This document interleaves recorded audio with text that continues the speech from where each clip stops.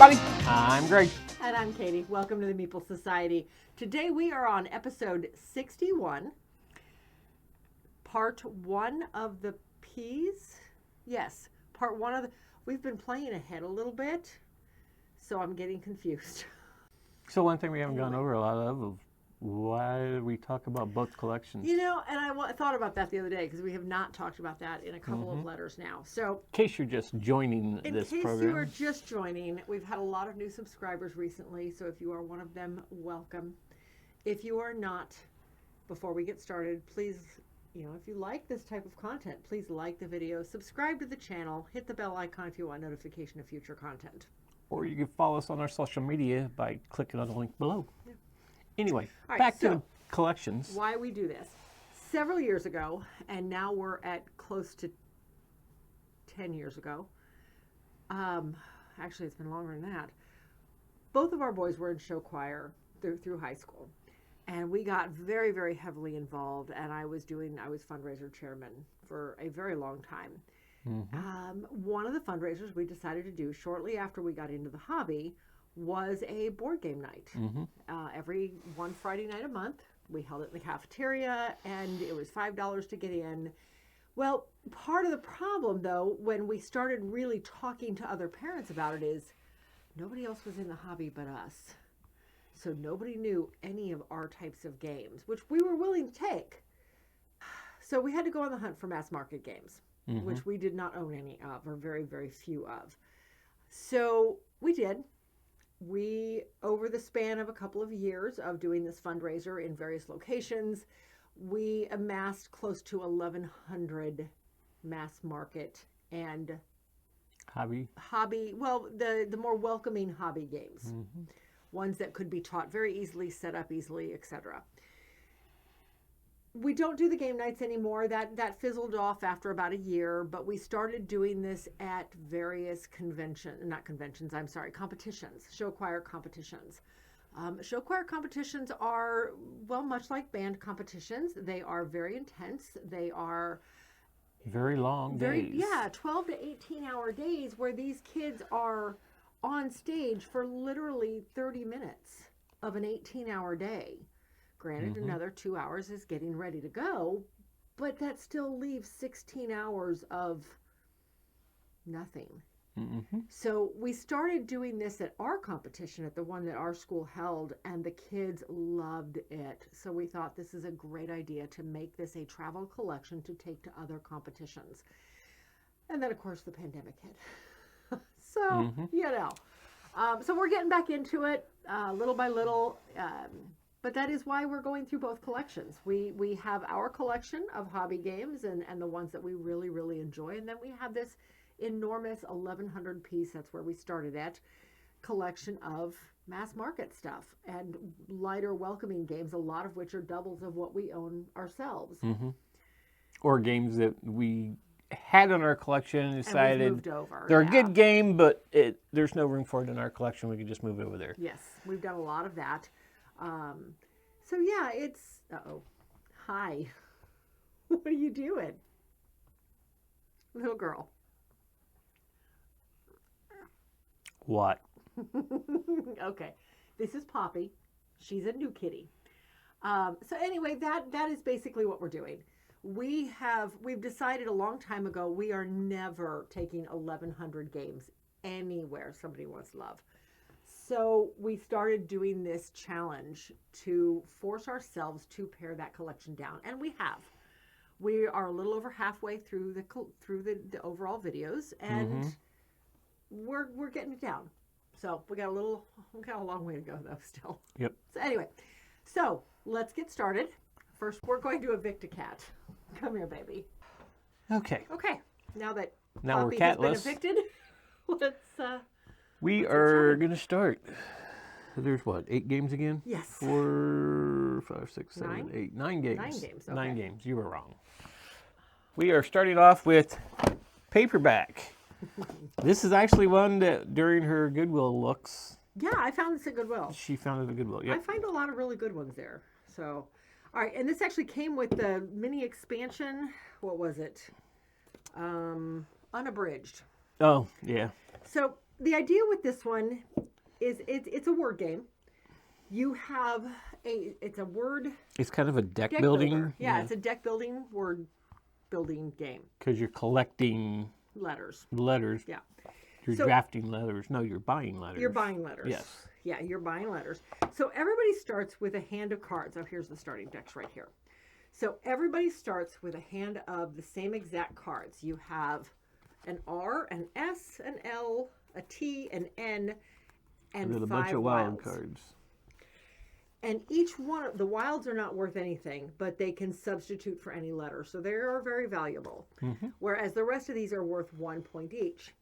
Out on the table in front of you are cards ranging from 2 penny letters up to 10-cent letters, 10 penny letters. You are using whatever cards you use to make a word. You can make a word anywhere from 2 letters up to whatever you can manage. At the start of the game, you only have 5 cards in your hand, so the most you're going to be able to do is 5 cards. However, there is... Where is it? Is it this? Well, no, these are out. These are ones you buy. I'm talking the common cards. Is it? Yeah, the common cards. There is a set of common cards out here that if you, like, for instance, maybe it starts like this. If you make a word with 7 letters, you get to claim this card. But in the meantime, this card is free for anybody to use. Anybody can use this Y. Once somebody has made a 7-letter card, so the Y disappears, you move this down to the 8, and now everybody has access to this E until somebody makes a word with 8 letters. And wild cards count, so those 8 letters could include your wild cards.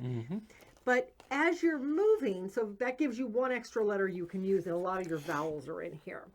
But as you're doing this, you're also picking up these cards. You're buying these cards into your deck, and each of them have special abilities at the bottom that when you play them, when you use them to build a word, the special ability triggers. Like this one says -1 penny for each card in hand. This is an attack card. You play it on your opponents. So you play the card, you use this B in a word, and then for the next round, everybody has 1 less penny per card in their hand that they can spend on picking anything up. Or not all of them are bad. Very few of them are bad, actually. This one is, if this is the first letter in the word, you get 2 extra pennies to spend. Yep. So, the first letter in the word, I think is what I said. So, it's an interesting game. That being said, we're not huge on word games. My brain just shuts down when it comes to word games. I could do worker placement and strategy and resource management till I'm blue in the face. Actually, these are the kind of games that make me blue in the face. Simple as that. I cannot do word games. I struggle with them, which is sad because I was a writer for many, many years. But it is what it is. Yeah, I struggle with them for a different reason. Yes, you do. It's how cool is it to play a word game, a spelling game at that, with a dyslexic person. Right? It's awesome. So, anyway, this one is going to stay in our collection. I realize it is a very popular... Yes, it is. And it's a very popular deck builder. And I could see we have a lot of friends and even the kids would really enjoy something like this. Tell them where it really staying. Because it fits absolutely perfectly on the shelf where it sits. And it looks good there. I'll show a picture. Anyway, that is Paperback, and we are going to hold on to it. All right. Next is an old classic. Yes. And I did not realize what this game was all about until I actually read it. That it is it's backgammon from India. Oh, yeah, I would have never gotten that. I never knew that, but this is Parcheesi. And you can kind of, after playing it, I can kind of see the backgammon aspect of the game, but did not realize this is the Indian version of Indian as in the country of India. Yeah, right. I had always assumed this was Sorry, a fancy version of Sorry. I seriously Yeah, neither one of us had really played this game before. Apparently I had not. And I didn't realize that either. This is the 1964 version. Yeah. We had 2 versions of this. We chose to keep this version rather than the newer version because, and this is going to sound silly, because I really like these pieces. And Yeah, so the other one they were just cheap little plastic ones. Yeah, they were. So these were stuff really that came nice. out in the 80s and 90s and whatever. And the board is so generic looking though, Yes. but it is the old classic board. Yeah. All right, so the way this one plays, everybody has their start area. Much like Sorry, you have to roll a specific number to come out into your start zone, which is always right next to your home area. So you have to, in this case, you have to roll a 5. So it can be, you're rolling 2 dice. 2 dice? Yeah, you're rolling 2 dice. And it can be, well, that does not work. It can be 2 5s, or a 5 and something else. It can be 2 5s, in which case you can move 2 people out. It can be a 2 and a 3, And or a 4 and a 1. It can be any combination that would make a 5. Also works. So you move your pawn out, and then on your next turn you can continue. Or if it was a 5 and a 3, then you can move one out and move 3. So the key is you have to have a 5 or some combination thereof in order to get out of your home area. We were both out within the first turn. In fact, I think I had 2 out on the first turn because I rolled double 5s. Yes, yes. So, all right. So from there, that's where it starts getting a little tricky. Once you have a guy out or 2 guys out, if you roll, well, first of all, you roll 2 dice. You always roll 2 dice. You can, in this case, move 1 pawn 4 spaces, or 1 pawn 3 and a different pawn 1. You can break up the dice or add them together, whichever way you want to do it. However, if you roll doubles, this is where it gets interesting. If you roll doubles, number 1, you get to move your pawns either 6 or 2 pawns at 3, and then you get to flip the dice over and move them again, or 2 different pawns 4 more times each. So it was really interesting because you literally got to do a combination of 14 if you rolled doubles. Yeah. And you had at least 1 pawn on the board. I was thinking, though, for that to do the other side, you had to have another pawn to be able to do it. I think you have to, I think. You got to at least have 2, yeah. We always did, but yeah, I think so. So, all right, so you're doing that. Meanwhile, you can capture other pawns. The safe zones are the blue areas. However, if you're anywhere other than blue and somebody else lands directly on you, you can capture them and send them back to home. That's the sorry part. That's the sorry part. Although that is also in backgammon, too. It is, yes, actually. So now I'm starting to see a lot of similarities with sorry and backgammon. Anyway, so the base idea is you're wanting to get all the way around the board and then back up to the center. The center roll has to be an exact roll. Yep. Each one of the 4 has to be an exact roll. There's also the blocking. There's the block, yes. So if you had 2 pawns on the board and I'm coming up behind you, I can't go anywhere because you're blocking me. Until one of these guys moves, I can't go anywhere. I'm stuck. You are literally causing a blockage. So I thought it was actually kind of fun. Yeah, I actually enjoyed it for our first play, so yeah. Yeah, this one's going to stick around. 1, because it is a classic. 2, it is very different. It is a very different game. I just noticed what that on the board it actually says the backgammon game of India. Oh, it does. It says that right there too. On the box. That's where I seen it. I didn't notice it on there. Yeah, that's a nice little sticker. Gives it a very classic look. Yep. Anyway, that is a Parcheesi, as we've said, the backgammon game of India. And it is going to stick around. We both very much enjoyed our play of this. Very different than we thought. Yep. So, yeah. All right. Next. Just pull it out. This next one has a really, really cool box. Uh-huh. I really, really, really wish the game was as good and as cool as the box. I mean, it is for 3 and up, so you have to keep that in mind. This is our one kids game in the group. Just give it to me. This is Tinkerbell and the Lost Treasure, Pardon My Pixie Dust game. This is in a really cool wooden box. Yeah, we actually had a couple of them in the wooden boxes. The other one was a Cars game. I think we ended up having to get rid of because the box was horribly warped. All right, so... With the rules on the back side of the lid. Which I thought was kind of cool. So, here's your board. We forced our youngest and his fiance to play with us. Now, mind you, our youngest is 28 years old, so. Yes, it was interesting. All right, so the way it plays, everybody starts. Actually, you start. You start where. I think you start wherever you want, if I remember correctly. You had to go round robin, and everybody got to start. Yes, you got to come in wherever Yeah, you you wanted got to go, I come in believe. basically wherever you wanted, and then you roll the die. So there are 4 cards for each of the 4 corners. Each of the different fairies. You have the animals, the water, the flowers, and the bees. I think that's considered light, though. We played wrong the whole game. Uh-oh, what did we do wrong? Because when okay, here we go.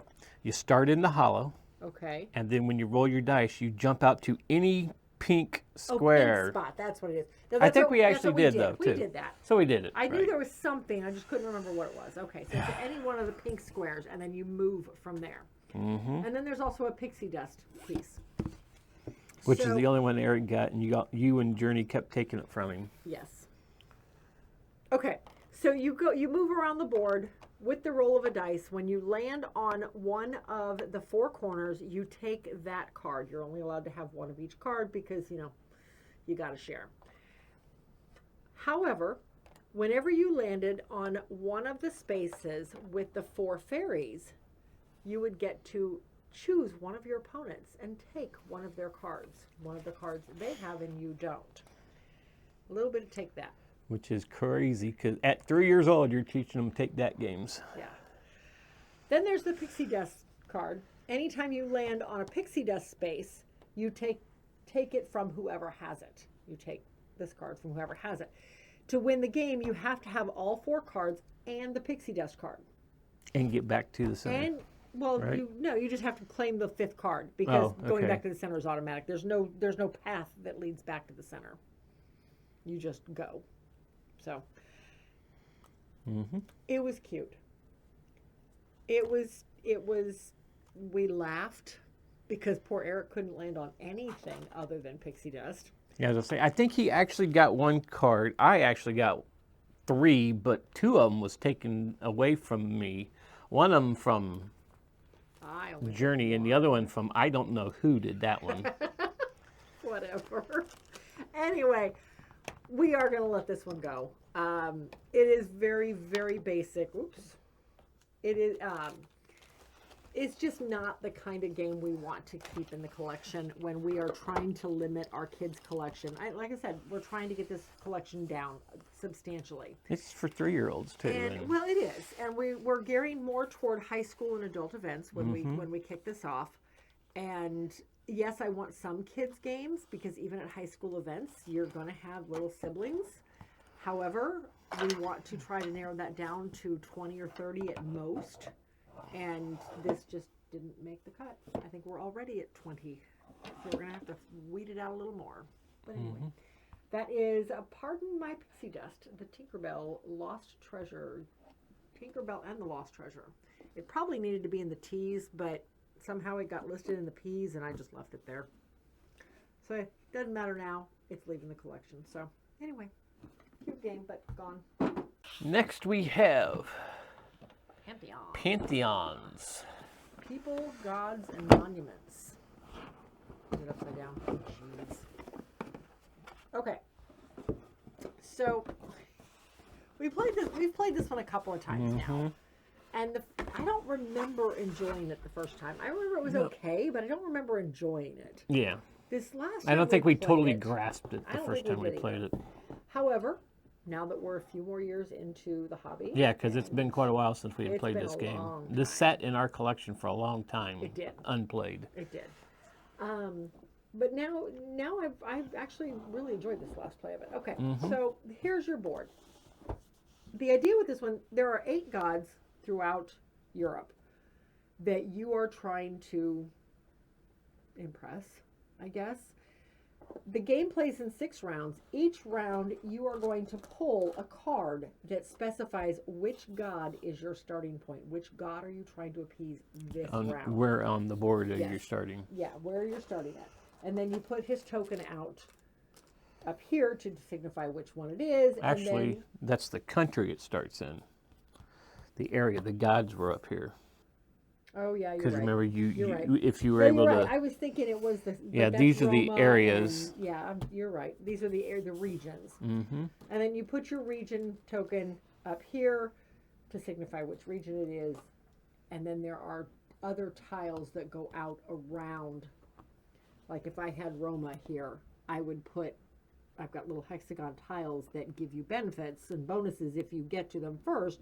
You would put them like here, here, and here on the board. There's little symbols all over the board. Depending on player count, how many goes out. Right. But there are little symbols all over the board that match the location starting points. Okay. That's the basics. Now, meanwhile, there are god tokens up here that you are trying to claim. The round ends when all of these tokens have been picked up for the round, or when all of the god tokens have been claimed, and then you switch rounds and you play a total of 6 rounds. So the idea with this one is you have a number of footprints. Each player has a number of columns, and you're trying to get columns out onto the board because 1, they score points at the end of the game, and 2, they give you another starting point for your feet when you start traveling. So you start the game with a number of columns and feet. If I can get my feet out here, one of my feet. So you start with these little footprints, and for each round, you have to start at either the hexagon where the region starts, or one of your columns.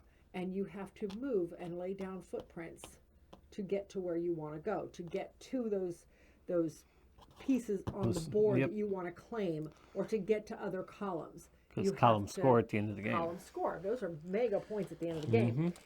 But in order to lay down anything, in order to lay down your footprints or your columns, you have to have cards. This is essentially I don't want to say it's even a deck building. It's more like a deck management or hand management. It's a hand management type of game. Now, there are 6 types of offerings. Meanwhile, there's also offering tiles that you can purchase, and those become permanent pieces of your collection, versus cards, which are one-time use. So there are offering cards or no, maybe it's only 4. Actually, there's 4. sacrifices. There's sacrifices. Okay. Is what they're called. Offering sounds better to me. But anyway, there's priests, and of course you got money, and there's temples, and there's food, and there was something else. Oh, and dancers. The dance. Yeah. So there's 4 different kinds of offerings or sacrifices. And then you have your footprint cards. Your footprint cards, when you play these are what let you lay down footprints in temples. And you can play as many of them out of your hand as you have, and then put your footprints down. You only start with so many. You got to buy the rest, and that's where the coin cards come in. There's a bunch of coin cards in the deck too that you can add up and collect to buy either offerings or more sacrifice, because there's actual tiles down here with those that you collect, and they become permanent parts of your collection. You're using these to get the god tiles. Now, there are, again, depending on player count, a number of god tiles up here. These god tiles specify on them exactly what they want and what benefit they're going to give you if you appease them. Like this guy wants two of one type of sacrifice, 2 of another, 2 of another, and then 1 of the last one. The most you're ever going to have is 4 different types. So this one wants a lot of variety. But if you can give up the cards out of your hand, or show that you have the permanent sacrifices or permanent offerings, then you can appease him, take him off the board, he becomes yours, and you get whatever permanent benefit this is. Sometimes they're one-time use, sometimes they are ongoing throughout the game. I like I said, we really enjoyed this play of it. This does sit in the travel collection. We moved it over a while ago. Yeah. Well, because we had not played it in a while, and we couldn't remember how to play it for one. Right. And we thought, well, it's not going to come off our shelf, and we needed the space. We needed the space, and that was the key. We needed the space. So we are going to keep this one in the travel collection. I think it is a fantastic game, and if we want to play it, we know where it's at. So there you go, Pantheon. So the next one is the second Garfield game one that the third one that's actually Garfield games that we've played. Okay. We've talked about Architects, and we've talked about Hadrian's Wall. Okay. This one is Paladins. Yes. There's a lot of stuff in this box. Yes. And after having played this, we decided to splurge. And now we have the big boxes. We haven't Yeah. put this one in it yet. We but- have not, because I wanted to leave this alone until we talked about it. So yeah, we went ahead and bought all of the big boxes for the 6 that we have. Oh, well, 5, because Shipwrights, you can't get the collector's box for. We have the old Shipwrights. We're probably going to end up buying the new one because I've heard really good things about it. And the But- other one isn't that great. No, the other one I've heard really bad things about, and we've only played it once a very long time ago, and I don't remember anything about it. But you know what? The S's are coming, so Yep. we will play it again. We'll let you know. All right. Anyway, Paladins of the West Kingdom. This is one. Was this the first time we played this one? Yes. Was We it? I think we we just just recently got it. picked this one up. We did. And I may show pictures because, as you can see, this box is kind of packed. We probably Yes. need to go ahead and put it The in the hardest box. part about this game is repacking it. Yes. About any of the Shim Phillip games. Yes. All right. So, hold on. Okay. Can kind of see a picture back here. And of course, there won't be one back here, will there? No, of Nope. course not. Okay. So the basic idea with this one, there is a main board out that has worker placement spots. This is essentially a worker placement type of game. Each round, you start the round with so many workers, essentially, different types of workers. You've got priests and thieves and all sorts of different, each color is something different. The idea is that each color can do different functions on your player board or on the main board. Yeah. There are cards that come out that change actions you get. So you get a new action available to everybody every round.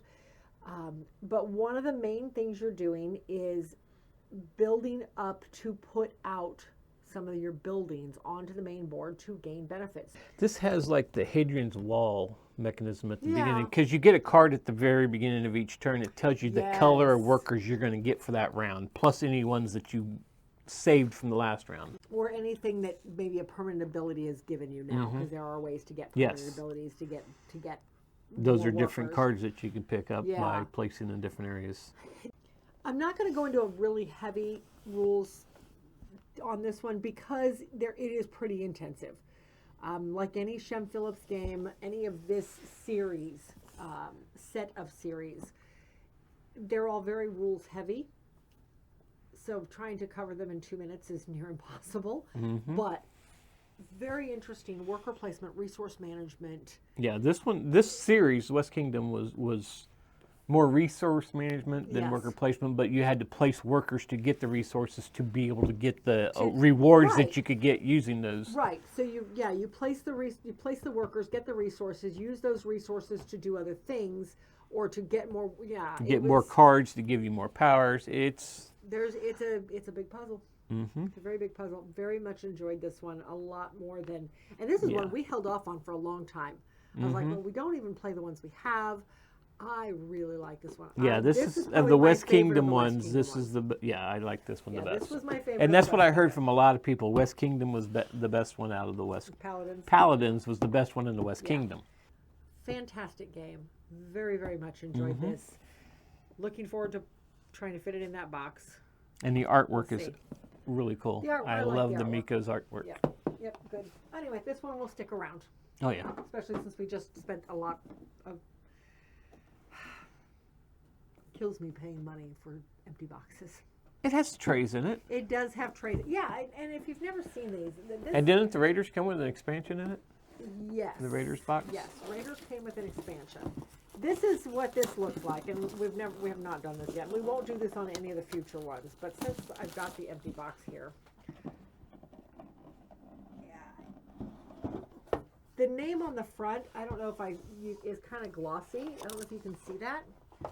So this one comes with a little mini expansion too, it looks like. But this is what I don't like. This is the insert it gives you. And this is actually a generic insert. This is the same insert that was in a couple of others. Mm-hmm. But it fits. If you can make it, they don't tell you where anything goes. That's what I don't like. And it doesn't, Well, they're giving you an insert. You don't have to use it. That's true. That is very true.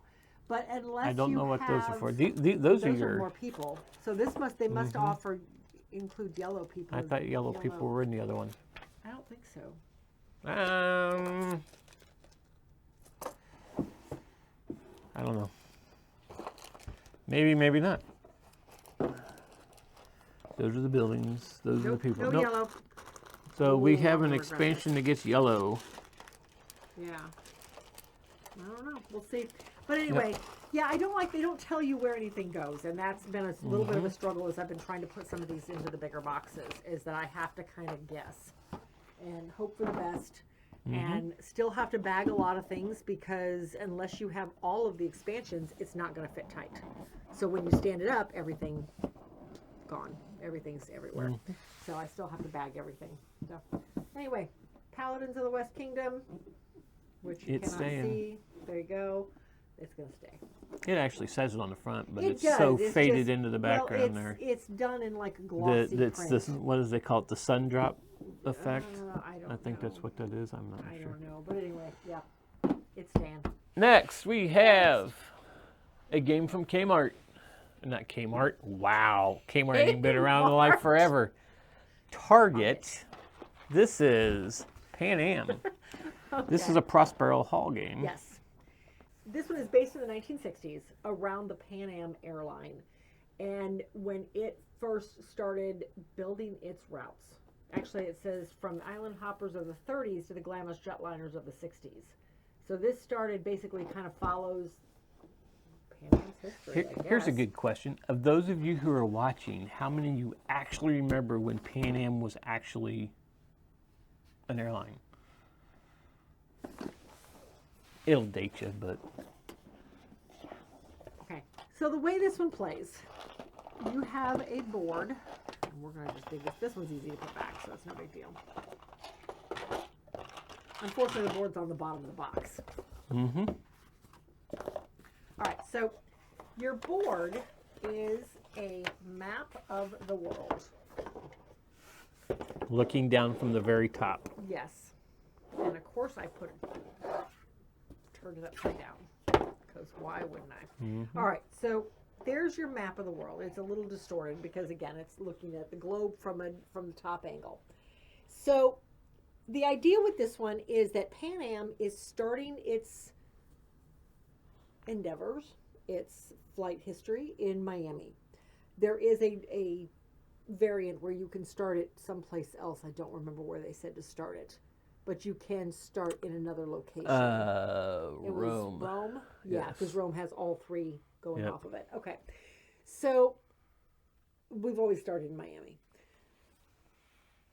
Throughout the game, this is a bidding game. It's a kind of a silent auction bidding type of game. Each round, you are putting one of your workers out in one of the lettered locations. And each of these ones that have numbers on them means that only one person can go there, and whoever bids the most is going to get that action.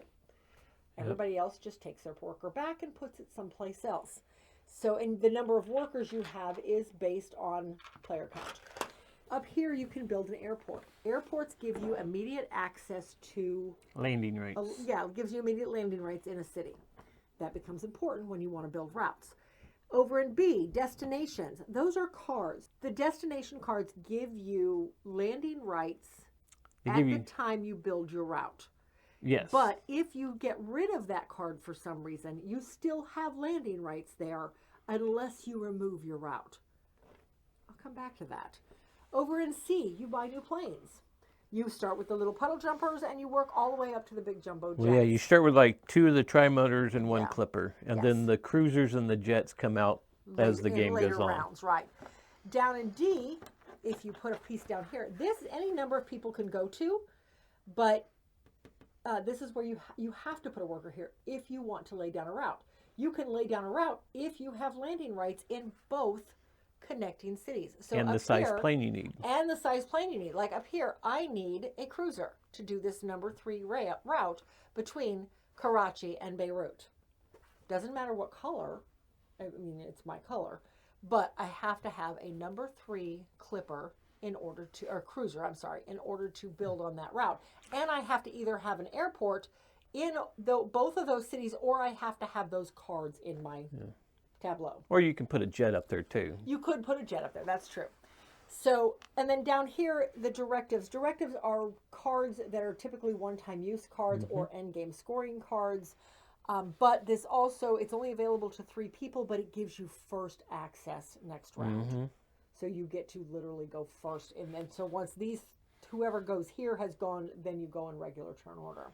You're bidding money in order to take these actions, or to get the cards, to get the landing rights, to get your planes, or to get your airports out.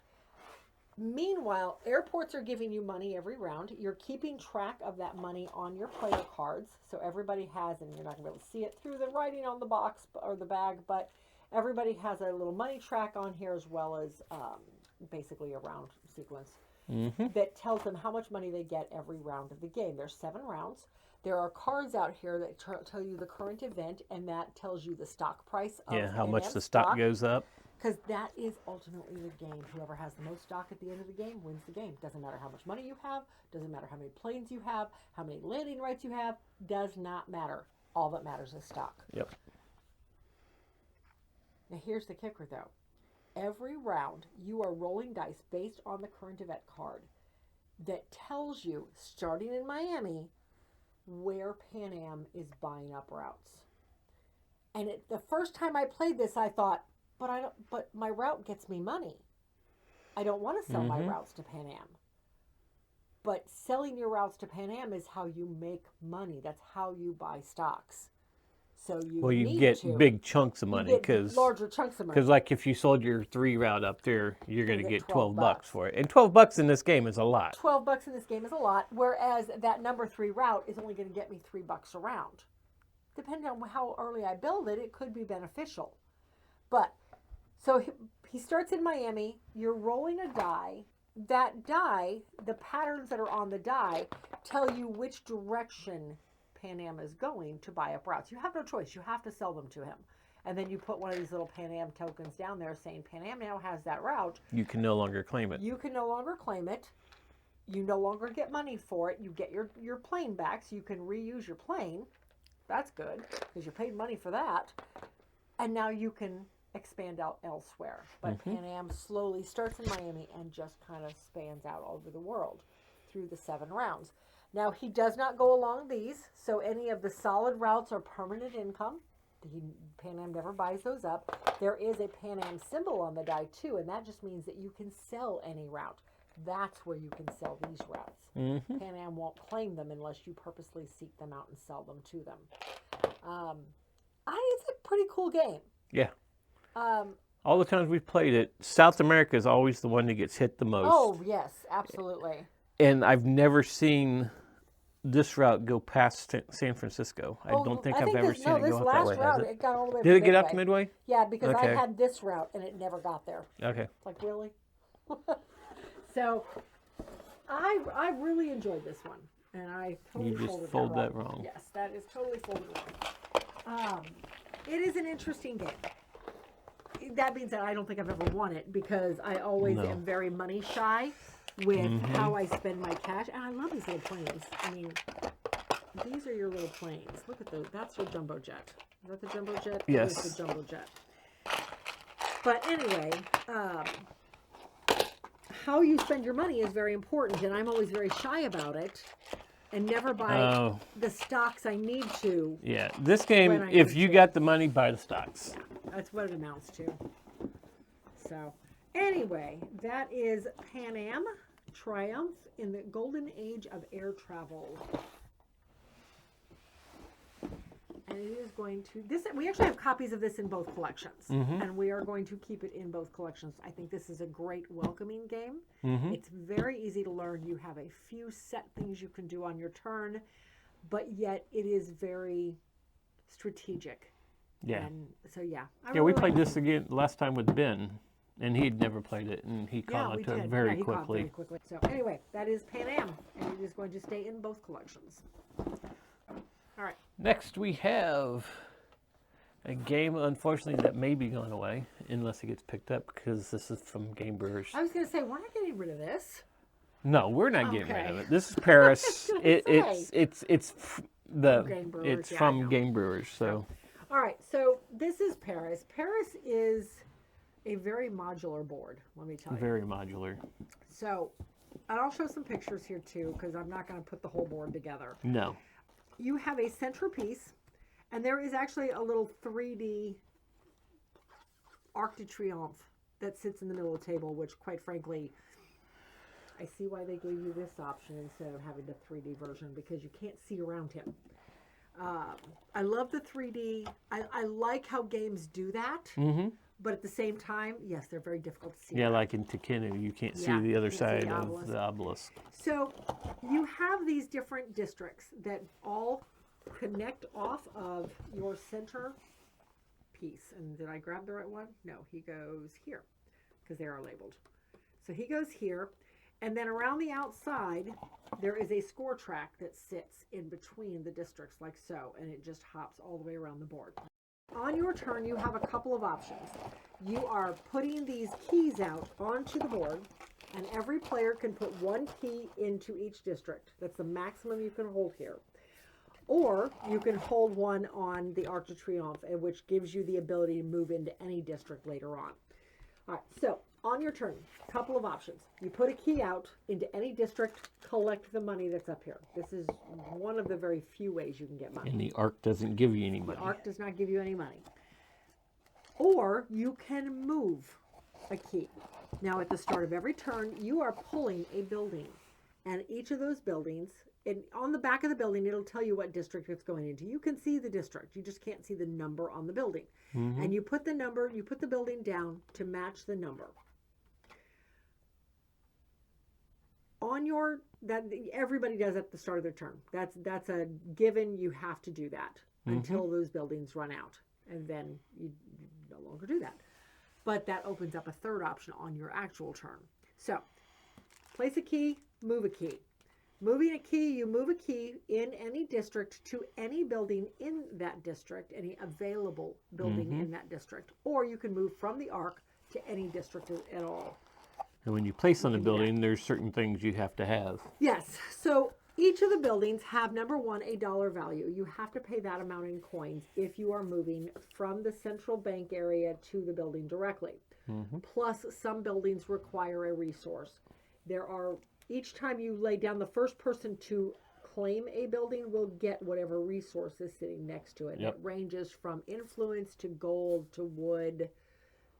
And there's one other one, I can't remember what it is. But anyway, so if you, part of the move action, though, you can move from one building over to a different building, and then you just pay the difference. Now, these three buildings, if you go to one of these three buildings, it allows you to move along the score track. Now, not in the actual score, but on the top of the score track is a series of cards, or underneath the score track is a series of cards. And they get better as you go around the board.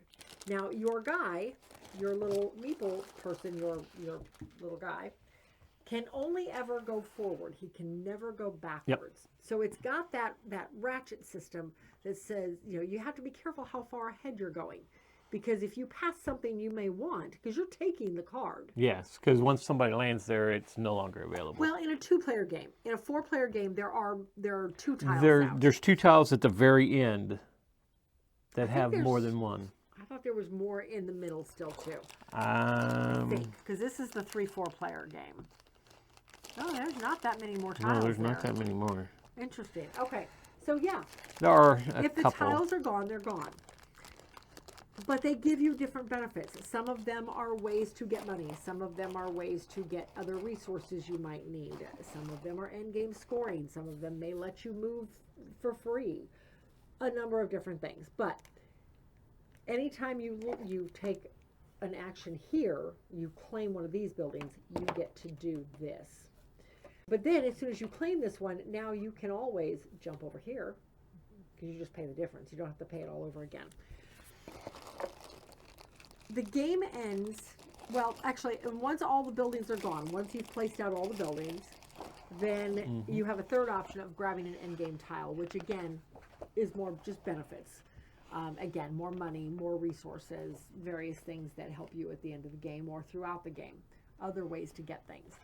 When either those are gone or when, which one is it? It's in game.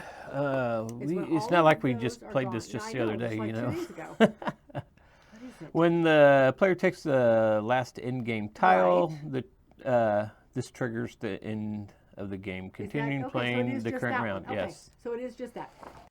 The end game tokens become one of your 3 options once all the buildings are out. Yes. They are not available until all the buildings are out on the board. Mm-hmm. But you can continue, if you don't want to take an in-game token, you can still continue to move your guys if you have any keys up here. Now, mind you, you only have a limited number of resources. Once a key is in a district, you can't move it. Right. If it's in the bank area, you can move it down. If it's on a lower building, you can move it up. But you can never move it backwards. So it's not an unlimited amount of movement. So there are landmarks that you can put also in each of the districts that give you more points, but they also require more. They require some of those influence tokens. Yeah. So I really like this one. Those require money to get require a out, but lot of if you money. have the influence tokens to spend, it's going to get That's you even true. more. You don't have to have the influence. You have to It'll have get gold. you more points. It was gold and silver, and then the very good game. Yes, I it very is. much enjoyed this one. I really would like to try this at a higher player count, which I know we say on a lot of things, and maybe someday it will happen. So that is Paris. Really cool game. Very good. I liked it. But it's going to stick around. I put it on right. Anyway. Next is a cooperative game that we didn't realize it was cooperative till after we bought it. No, I did not realize it was cooperative And when this we first is bought it. Paleo. Okay, so we played this one twice last week. This is our 3rd time playing it. We played it when we first got it. We played it twice last week. First play of it last week was a little rough. It took us about halfway through the game to realize, okay, this might be winnable. Because, boy, those first few rounds were rough. Very rough. Very rough. But we did win the first game. Second game we lost. All right, so with this one, there is a series of boards laid out. This is all card play. You are using cards in order to do various actions. The problem is that the cards you're pulling... Okay, so there's a number of different decks in here. A lot of different decks, depending on what one you're playing. Yeah, there's scenarios set a up. lot of different scenarios. You use different packs based on the scenario you're going to do. And there's a bunch of packs. I want to say there's like 10 or 12 of these packs that you use 2 of them in any one scenario. And they give you some set ones. So you mix these cards, all of your packs in, with the rest of these. Notice the backs on these are not the same. You deal these out evenly amongst all the players. And then on your turn... Keep them face down. Yeah, they're all face down. On your turn, you pick up 3 cards face down, and you decide which one you're going to play. You pick one without knowing what it is. You can kind of tell on the back. On the board, it does tell you what you can kind of What could possibly come up with that card. Yeah. Not 100% guarantee, though. So you pick which one you want. So I'm going to do the water one. This one says it should get me either food or pelts. Maybe. And then I put the other 2 back on the top of my deck. Now I know what the next one is. So I know what my next 3 options are going to be. My next 3 options are going to be those cards. So I pick this one. I flip it over to see what it is. Oh, shoot. I have to fight a wild boar. So you have to have those. So, in order to fight a wild boar, I have to have a, 3 strength. And if I have the 3 strength, I can discard, discard 2 cards to get rid of a card. What was that one? I don't remember what that symbol was. But anyway, if I can You get rid of fulfill this all card. it- oh, he gets rid of this card. Thank you. Yeah, because you've killed the wild boar. Duh. So you 3 strength, discard 2 cards, get rid of this card. This card's out of the game now. And I would get 3 meat and 1 pelt to go into our group supply. Mm-hmm. And then, or if I do not have this card is a nice one. The wild boar scurries off for another day, and I can just simply help one of my opponents in their challenge. Throughout the game, you are collecting, or you are Clan members, or collecting clan members. You want these cards in front of you, and you get these typically off of these home cards. They're usually an option. Of course, this one is not, but. Mm-hmm. The fire pit is your camp cards, and that's usually where you're going to find these. Here's one. Oh, is that one? At home. There you go. Your at home cards. Yep, at home. So if I were to play this guy, and this gave me this option, if I only had a couple of these guys, I could get one for free. If I already had 3 of them, say these guys were already in my hand, I would have to pay a meat in order to get another one. The trick with these is, yes, they give you benefits. This one gives me a permanent strength. This one gives me a permanent craft. And this one gives me a permanent perception? Perception, yes. Visibility, something like that, yeah. So each of them gives you some ability you need to fight the wild boars and the bears and the other things that are in the deck. However, they also give you sometimes a temporary thing, but they only have so much health. Some of these cards will take away, and of course none of these are them, will take away health. The red ones. Oh, there you go. A wolf. If I cannot fight the wolf, I lose 2 health. If I do not have the, what is that? That is if I don't have the torch to scare him off, and I do not have the stuff I need to fight him, then I would automatically take 2 health to any one of my people. When you take the required number of health on any one of them, they leave the game. But at the end of every round, you have to feed your people. Every person has to have 1 food. And what is it? 1 food and then so much wood based on something. I don't remember what it is. It depends on what the cards are, because you have those little the little cards for each round and stuff. But you have to have the food no matter what. Right. But to win the game, yes, there are certain things that have to be accomplished every round until you've satisfied those cards. It's an interesting game. I would like to try this at a higher player count.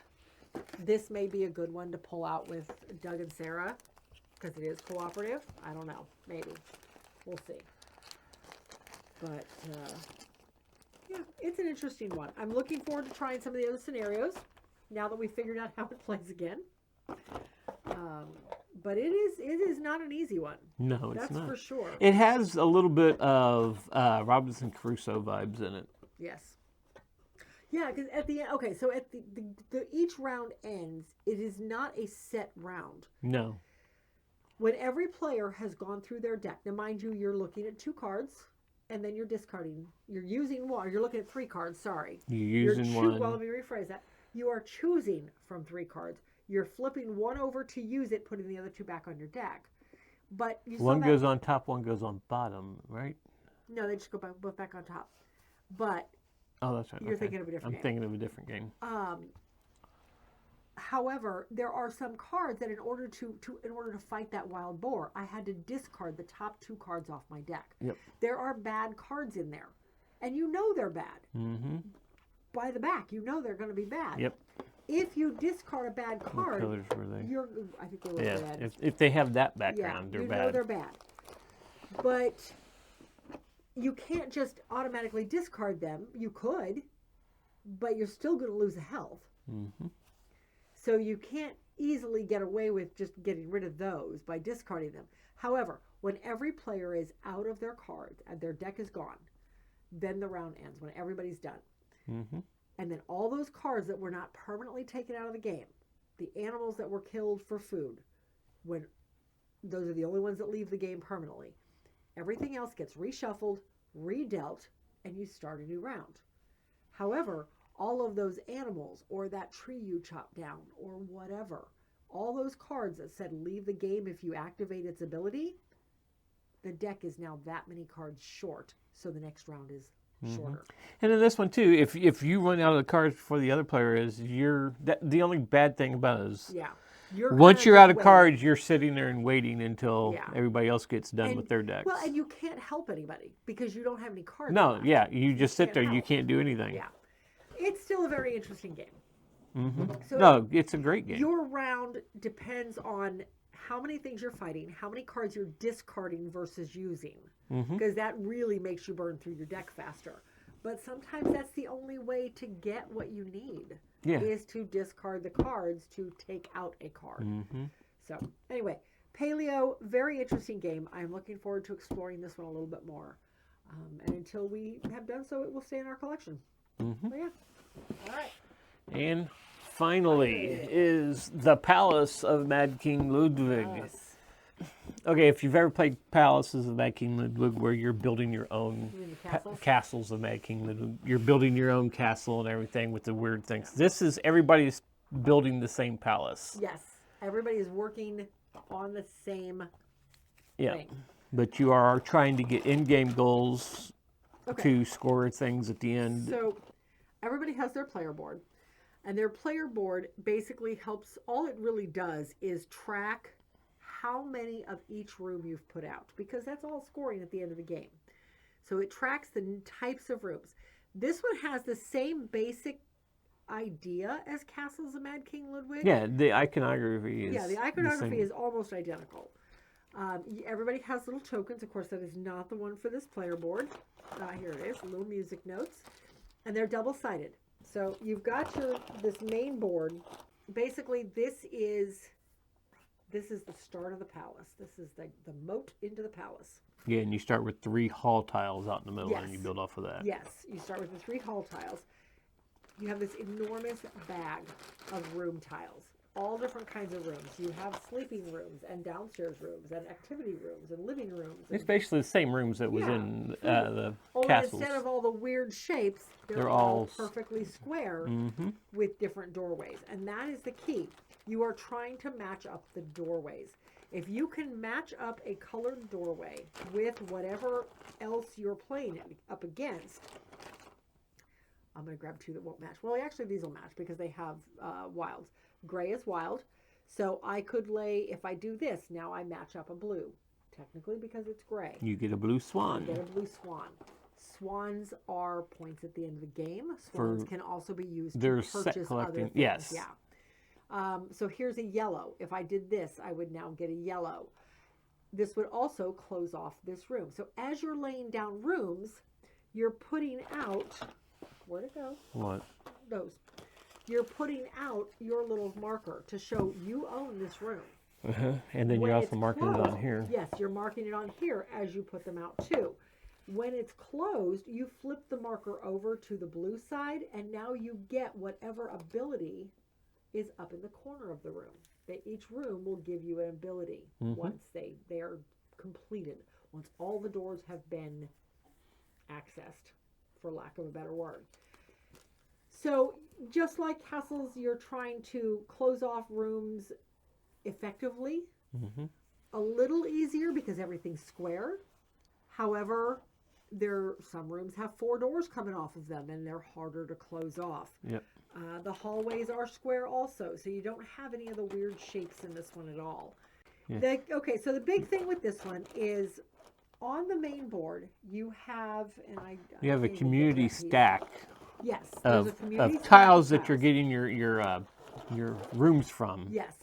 So and when they run out. Yep, here you go. So you have tiles out here, and some of these cost swans, just like in castles. The further down you go, the more they cost. However, you have all these stacks sitting here. And when the stack runs out, as soon as the first one runs out, you see the little water tile here. That water tile means that you are now putting one water tile. Every time you finish a room, you're putting a moat tile around the edge of the palace. You have to start up here off the water, obviously. Well, on either side of the palace. And it snakes around however the palace has been built. And it starts blocking off those rooms. So those doorways are no longer open. Those rooms will never close. As the second pile winds down, now you're putting 2 moat tiles out every time on either side. And then the third pile, you're now putting, if you actually get to that third pile, we never get to the third pile. But if you get to the third pile, then now you're putting 4 moat tiles out. And then the fourth pile, 6. Yeah, good luck with that. We have never made it that far. We've never made it this far. The game ends somewhere in the middle of this pile, usually. It's an interesting take on it. I do enjoy it. It is familiar in that the iconography works the same. The bonuses are all very similar. But yet it is a totally different strategy set. Yeah. You've got to come at it a different way. Well, there's that whole set collecting at the end because you're, like you said, you can use the geese the swans for certain things that you need to build the tile or whatever. But you're also needing a set of different color swans. There's like 5 of them, and for every 5, it's like 10 points. Tiles. There's endgame scoring tiles throughout the game. You can pick up endgame scoring tiles. That's another thing you can spend the swans on, is to look at those. And there are special power tiles too that if you picked up one of those and put it on your board, now you got that power. Yes. But it blocks off other things, or the in-game scoring actually blocks off the power for that card. So. Yeah. So yeah, that was all part of your player board, right? Yes. Here, these weird symbols on the sides gave you extra abilities, and then if you got an end-game scoring, you put it in sideways and you block off that ability. But if you got, like, some of the tiles, their rewards were you got to choose a tile and flip it over and slide it in diagonally, or slide it in as a triangle, as a diamond. Yeah. And fit it in with the point. Diamond, then you actually activated that ability. Yeah, you got that. Those were harder to come by, though. But yeah, it was good. Completely different mindset from Castles. Yeah, I like it. It's going to stick around. We also have Between Two Castles. Yeah, we've already talked about that one. Yeah, we talked about that one a while back. And that's, again, same iconography, same symbols, so same concept, but more of a it's like Between Two Cities, but with Castles of Mad King Ludwig being. Yeah, interesting. Anyway, this one's going to stay. And that is it for this episode. Short and sweet, I hope. I didn't look at when we started. So, yeah. If you see anything here you like, let us know. We only had one leave the collection. Nothing else really moved. No. This was a lot of good ones. So, yeah. That is it. First episode of the Peas. Until then, we'll see you at the next one.